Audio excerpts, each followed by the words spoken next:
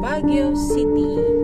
Siyempre, ito po yung famous na summer capital of the Philippines, ang Baguio City. Yan. Naghanap po tayo ng restaurant para makainan. Mamaya po, papasyal po tayo sa market. Sana po, meron po tayong parking area. Yan. Forestry po yan lahat. Reservation po yan. Actually, ito po yung sa may Kapjan A. Pero ito po. Yan. Ganda po dito. Di po ba? Mga taga-Amerika. Mga kaibigan po natin. Shout out to everyone.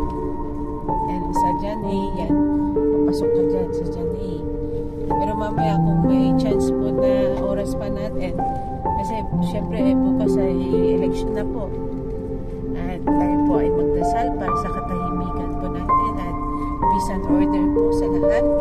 Huwag po tayo masyadong nagpapainitan. Siyempre, yan po ay isa po yung responsibilidad natin bilang mamamayang Pilipino.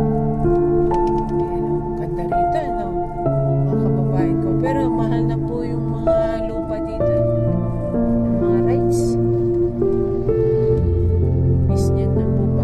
City, yung mga kababayan ko nasa Amerika, nasa ibang bansa, ito na po yung sa Baguio City. Yan, alaga naman po ito. Tapos yung mga kahoy dito, mga pine trees, eh, mga alaga po yan, hindi po yan at pinuputol. Reserve po yan para sa mga future.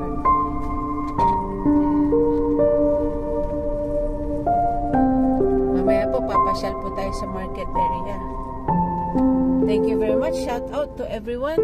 Thank you very much sa pagsuporta nyo po sa ating channel, Filipino Life Stories at Filipino TV. At nag-grow na po yung ating channel, mga kababayan ko. Be a part of our channel. Thank you very much. God bless everyone. See you later, mga kababayan.